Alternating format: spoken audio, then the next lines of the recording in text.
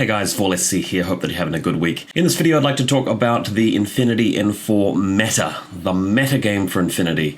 And before I really launch into that sort of discussion, what is the meta? Let's sort of get into what that actually means when we talk about the meta, because people are using that word quite a lot, and there may be some people who are not really familiar with what that's really about. So the word meta, I suppose, roughly translates to like about. It's where you have the game, let's use Infinity as an example, where when you're in the middle of the game and you've got your units deployed and you're making decisions about which unit to spend an order on, which skills to use in the order, what AROs to choose when it's your opponent's turn, you're playing the game, and that is Infinity, the game. But when you're not playing the game, but you may still be thinking about how to win the game, when your next sort of match comes up, you're thinking about something else. You're thinking about, in some cases, what faction should I play if you're just starting, for example, or if you are experienced and you have a lot of different armies that you play from, and what kind of amulets to build, what kind of, strategy you're going to have for a tournament, when you're going to be playing through a series of different missions rather than just preparing for your next game. And that whole act of preparation itself is a kind of game. It's slightly different from actually being in the game and playing a match of N4, but it's still a game in the sense that you're trying to win. You're trying to beat other people who are also going to be showing up to tournaments and events and playing matches with you in the future, and that's why the meta is the game that's about Infinity. And it's the same for a lot of other games. You have a meta for collectible card games like Magic or computer games and things like that, and some sports, where really it is just the preparation phase, and a lot of the talk usually happens about the meta as opposed to the individual tactics of playing within the game. So hopefully that gives you a basic overview of what we're really going on about. And in this video I want to talk about what the meta game for Infinity is at the moment. What kind of experience are we having when we're preparing our army lists and thinking about missions and tournaments and really preparing for events and our games. And one thing I want to really be answering in this video is, is the meta good or is it bad, and what does it mean for a meta to be good or bad? And we're going to go into that a little bit. Cool. Before I launch into the main content of the video, I just want to remind you guys that I have this really cool series called Table Game Fun Times, which is my show on YouTube, and we do a lot of really cool stuff, including some amazing stop-motion animation cinematics of Infinity miniatures battling it out. And if you like what you're seeing on screen, please do check out the link up here and give maybe the most recent episode a watch. Definitely recommend the more recent stuff, as the series has just gotten so much better since it started. And if you like it, maybe check out some of the other ones. If you don't, hey, not for everybody. Not everybody's cup of tea. Okay, well, let's start talking about this then. Let's start talking about the Infinity meta. And I do want to give some credit to the guys on Discord a little while ago who were helping, I think, Headchime prepare for an article about Hakkislam. And I'm not going to be talking about that article. What I want to talk about, though, is the meta lists that were shown to him during a discussion where we were all sort of talking about what are some of the meta army lists at the moment. And again, just coming back to that explanation and that definition, when you're trying to solve the problem of how do I win lots of Infinity games, you're really looking at what are the best army lists, what is the most powerful stuff that's going to have the best chance against a variety of different opponents. So when we start talking about the meta in that sense, and we talk about meta lists, we're talking about what are the best possible army lists, what are the best possible strategies that you can go into a game of Infinity with. And people came along and generally, surprisingly, had a real consensus on what some of the best lists were at the moment. And I just want to pause here and just say straight away that a really big difference between the N4 meta at the moment, like the current version of Infinity that we're playing, and the approach to solving the current version is different from the previous one in a couple of important respects. We had Infinity N3, which is the last edition, where one thing I quite liked is that you can spend a lot of time making new army lists, and you try them out and you keep revising them, and it's kind of unclear about what the best factions are, unclear about what the best lists are.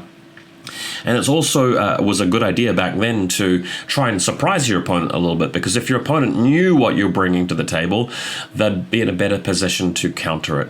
And one really important thing that's happened since then is that, we had the pandemic, a lot more games are being played on TTS, communities are talking to each other a lot more, and we have sort of got to the point where the game is, it's not solved, but we're much closer to a solution for the game in terms of its meta than we ever were in the past. So that's one thing that's really happened. The other thing that's happened is that N4 is probably a little bit more of a solvable game than N3 was, and that's partly because you are restricted to 15 units in your army list. There are a lot of good things about having 15 units as the maximum cap. We solve a lot of other annoying problems that we had in N3, but one side effect is that it's just a bit simpler now to solve this problem of coming up the best army list you can, and usually the solution involves cherry picking the best profiles, the most undercosted profiles, the most broken profiles from your army, and putting them in there. And that's I think we're about to see some evidence of that in the meta army list that we're going to be talking about. Okay, so that's sort of what's going on, and that's what the meta is like at the moment. People have realized that some of the factions can produce army lists that have cherry-picked these absolutely amazing profiles, and some factions just can't do that to the same extent. That's why part of the meta has been solved by going, okay, these factions are much better, and also when you do play those factions, the choices that you have within there, almost at the point where it's solved, where you sort of know what some of the best stuff is. And everything I've been saying so far, very abstract. So I think it's about time we went and had a look at some of the army lists that people have contributed, really, and put forward towards that discussion that happened recently about what the meta lists look like. So let me go to that now. Here we go. So this is just the thread that was posted that contains the lists, and we'll just go through and talk about them. So this is a Steel Phalanx list that was pioneered by Cavrion, however you pronounce his name, and he has done very well in a lot of online TTS events, including some of my ones, won the most recent Sectorial Cup. And there are some variations of this list floating around, and some of the lists involve like the full 15 units, but in principle, the idea here is that you've got a Steel Phalanx list that emphasizes the really expensive individual troopers and makes the most of them. And there's a few reasons why this type of list surprisingly works.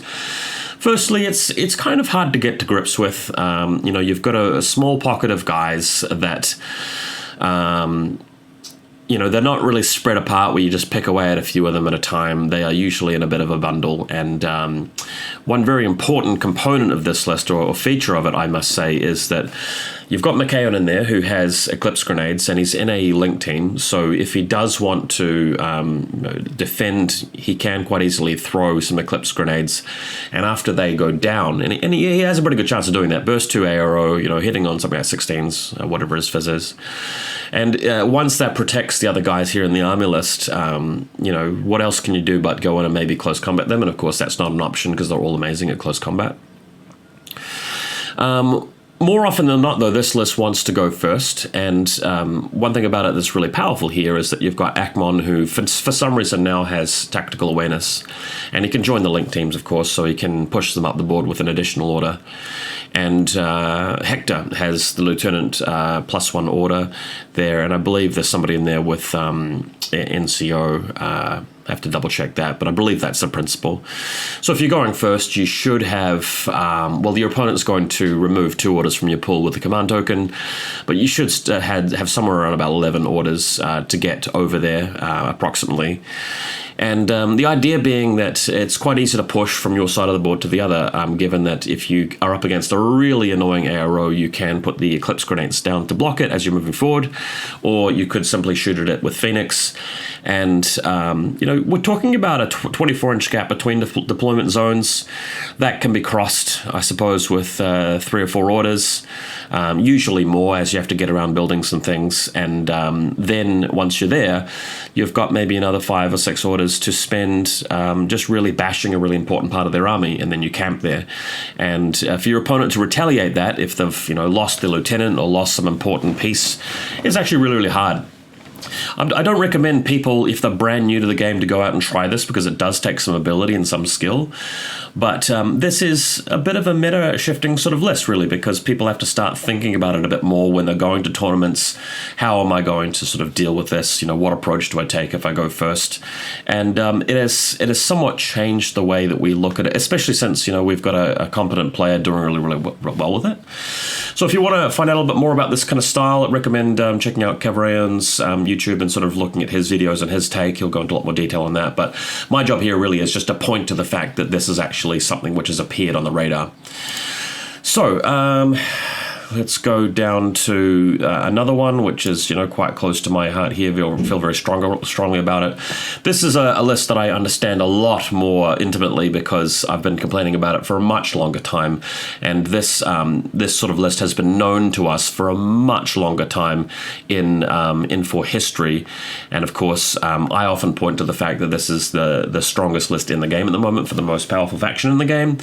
But that is a little bit debatable. What's not debatable, though, is that Nomads are definitely S tier. They're definitely one of the strongest contenders, and this sort of style of list has had a massive impact on the meta. So really what you're seeing here is just the inclusion of all of the stuff in Nomads that is undercosted, and there's so much of it here. The only sort of model in here which I really feel is, you know, fairly priced for what it is probably the Salamandra, because at the end of the day, it's just a tag. You know, it's just got no MSV or mimetism or anything. It's just reasonably priced, you know, for having an RMC. But the powerful thing is that everything else in this list does every other job, and you just need one unit to be able to reliably, you know, cut down a TR bot or some sort of ARO sniper, and then you can cross the table with either your puppet bots or your Chimera Pupnik or both, and your opponent just has a really hard time stopping those, because they are really good aggressive units that just trade so well with much more expensive things. Another thing that sort of happened in N4 is that peripherals and any models that you can put into your list that aren't taking up slots are really strong. So although this is a 15 unit list, you've got 2 additional puppet bots and 3 additional pupniks on top of that. So it is a little bit unfair in that sense, that your puppet bots and your pupniks can very easily just trade with enemy models there that cost way more, and your opponent can do very little about it. The Salamandra's gunned down the ARO speed bumps, really, the defenders, and you can then just move into their deployment zone with things that are going to just trade, and it's really hard. But if you want to do the opposite to the Nomads list and take the fight to them, you've got to get through the 2 Morans, which are out in the middle of the field, 2 Crazy Koalas, and they've got the repeaters. You move into that network, Jazz and Billy are hacking you. You know, anything that gets spotlit is going to get gunned down by that missile bot in the following turn, which is, yeah, it's really yuck.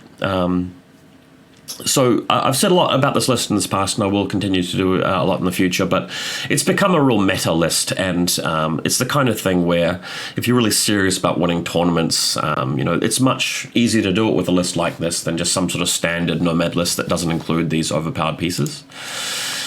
Coming down here to the Anathematic and the Tronted, I've been a combined army player for a really long time. Since nearly the start of N4, I was using the Anathematic a lot with Bit and Kiss to get the aggressive missile launching happening. The key synergy here is the Anathematic, obviously, plus Bit and Kiss, plus the TR, so the T-drone missile launcher.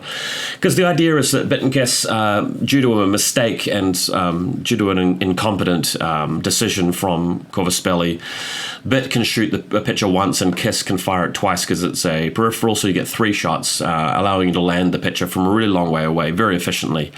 And then, of course, the Anathematic is willpower 16, so the best, you know, spotlight user in the game, especially with surprise attack from Marcus State.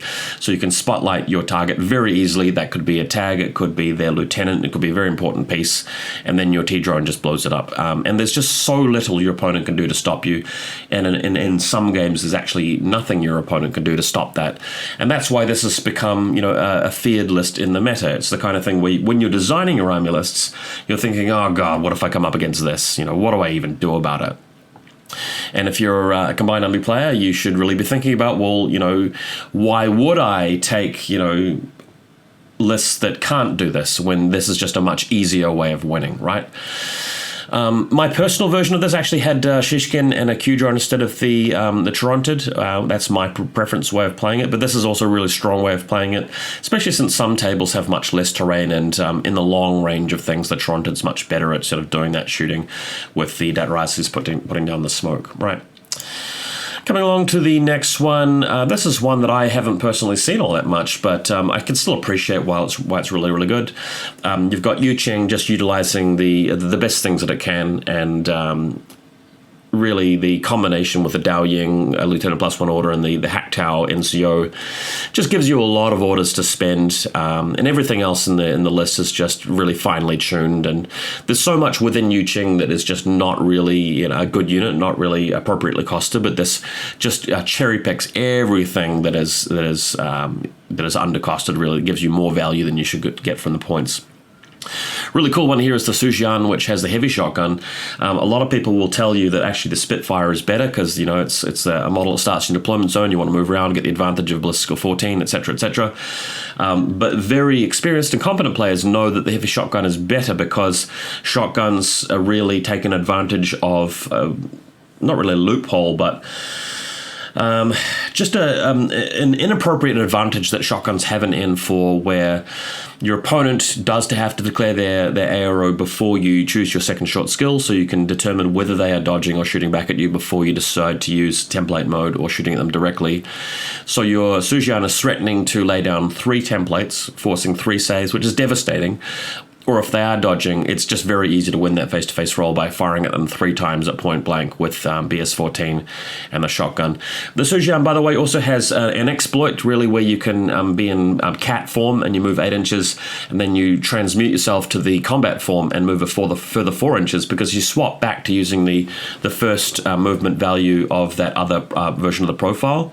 Apparently that's been checked and it works. The model's designed to be an 8.2 speed model, but effectively it is actually an 8.4 speed model. So with that extra little bit of cheating, so to speak, well, not literally cheating, you know what I'm saying, it's a loophole, you can get that much more out of it.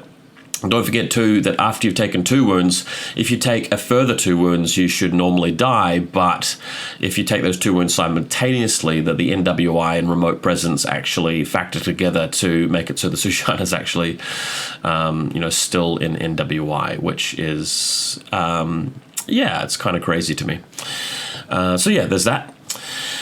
Alrighty, Ariadna thing. So this is another meta list, and the theme here that you guys are noticing is that, again, Infinity N4, it's become about just selecting the best things that your faction has. There's nothing really creative about it. It's net decking. People are just taking the models that are going to give them the best chances of winning. At a high level here.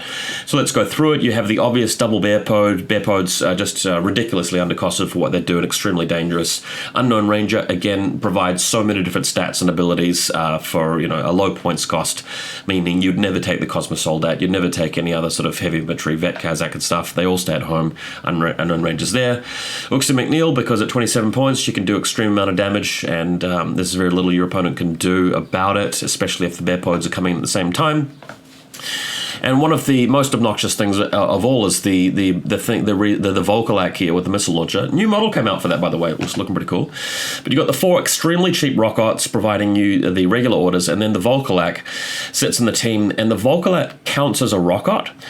And the thing about that I find, there's 2 things I find really offensive about that. And when I say offensive, I mean like insulting, not so much like they are offensively moving across the board. But the Volkolak, first of all, has total immunity, which is an ability in the game at the moment which is a little bit too powerful. It's a little bit, bit stronger than it should be. You're shooting at the Volkolak with like a Kahu double action feuerback kind of thing, or the sniper rifle, or whatever it might be, AP, HMG. It's going to have high armor. It's only going to take 1 wound at a time, so it's very, very resilient.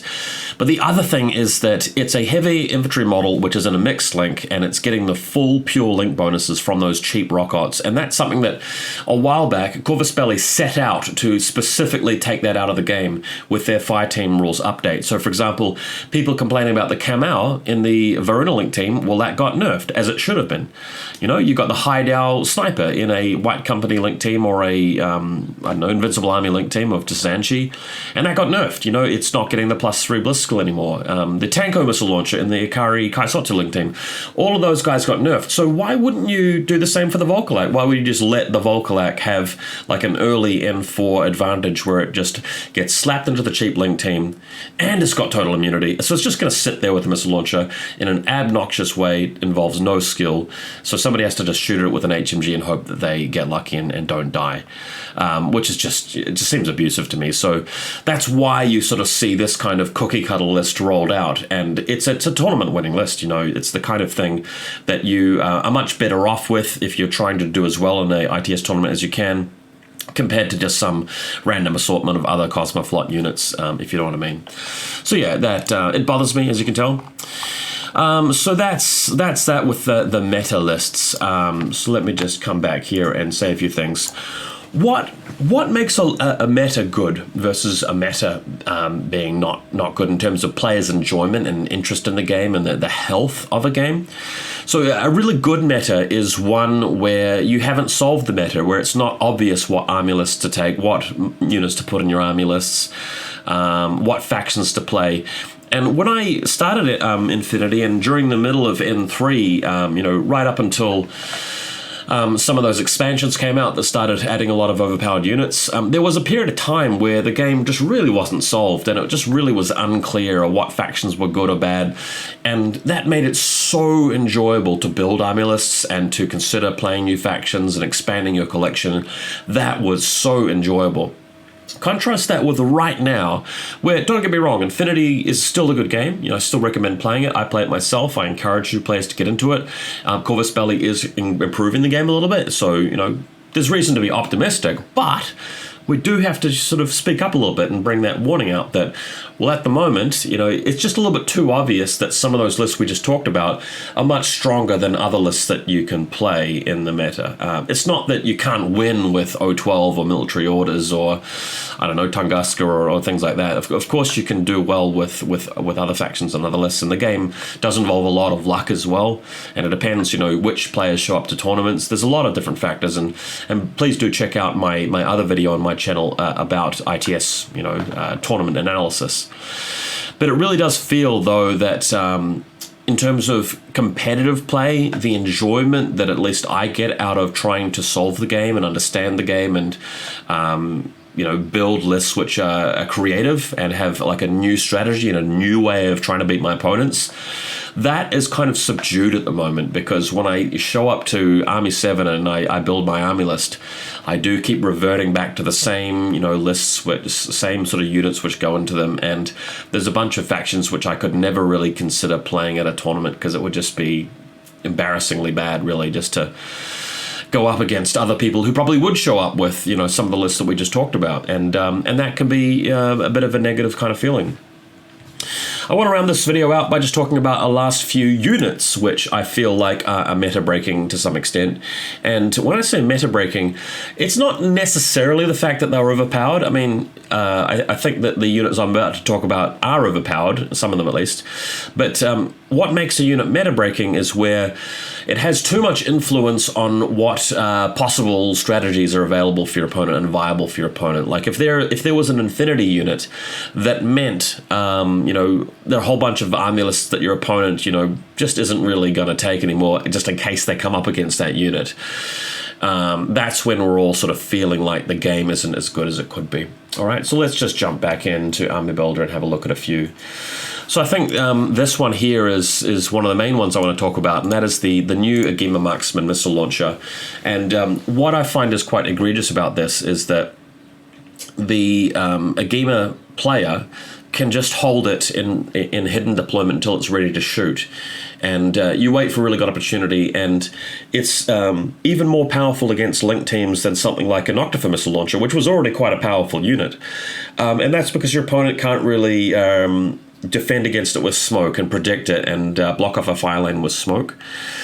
So, you know, you imagine you're moving out with your Moobs, right? And you're putting down some smoke or your Datarazzi or whatever you might be doing. And then the other guy fires a Nagima. And, you know, a lot of times we'll just be hitting on a 16.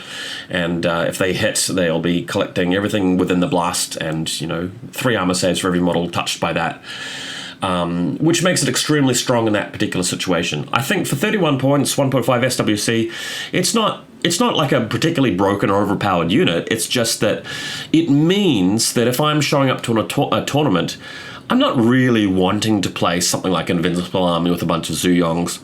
I'm not really wanting to play, you know, the Zuyongs and the what do you call it, the Deshat company, for example. I'm not really wanting to play Mujibs.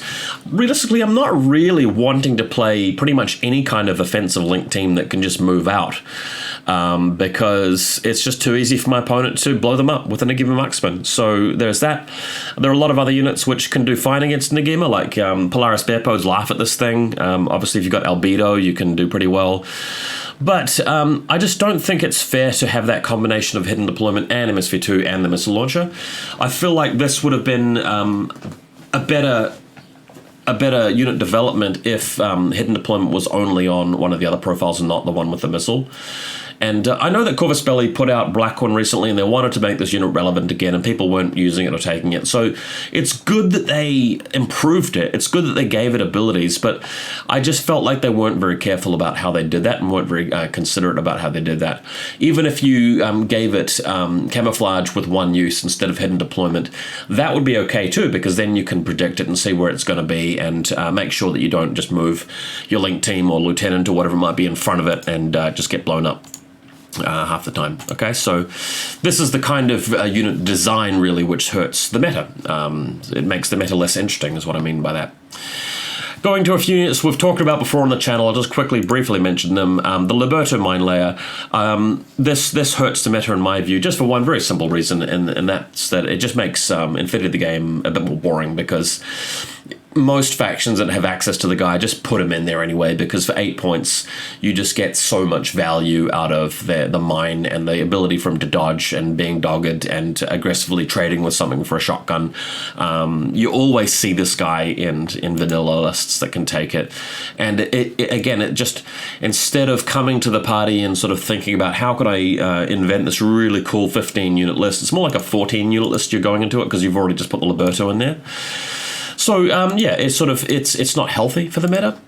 Over here, Bit and Kiss, I've talked about it a billion times, but I'll just briefly mention that when you are playing Infinity and you're planning for Infinity and you're sort of going into the Infinity meta, because this unit exists, it's almost like it's a liability if you're playing, say, Joan of Arc, where you're just going to put her in the deployment zone and the Combined Army guy gets first turn, fires the pitcher right next to Joan, nothing you can do about that.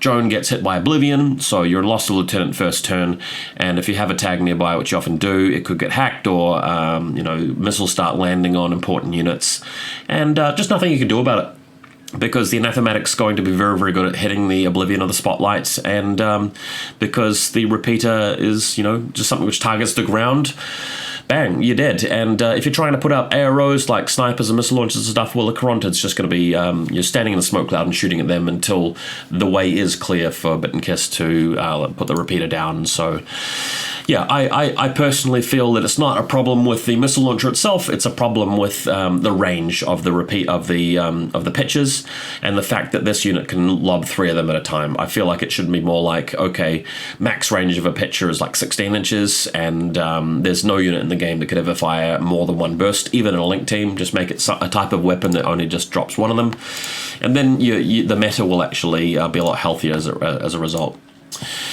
Over here, the Moran, I've talked about it a million times. The reason why this is a problem with the meta is that, first of all, it makes table design that much more difficult. Like, realistically, if you're putting normal sort of buildings with roofs on them all through your table, the Nomad player just has such an easy time just putting them around on top of one building. There's an 8-inch bubble around it where Jazz is just going to hack you as you walk past it.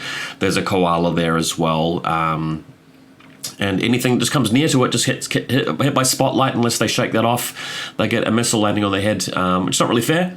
So that's why, you see 2 of them in every Nomad list and every Corregidor list, just without fail. It's just such a cheap unit, and so passive. It doesn't involve skill, doesn't involve sort of interacting with and outplaying your opponent and outthinking them. It's just a matter of you put them in the middle of the table and then you move on, and that makes Infinity less fun.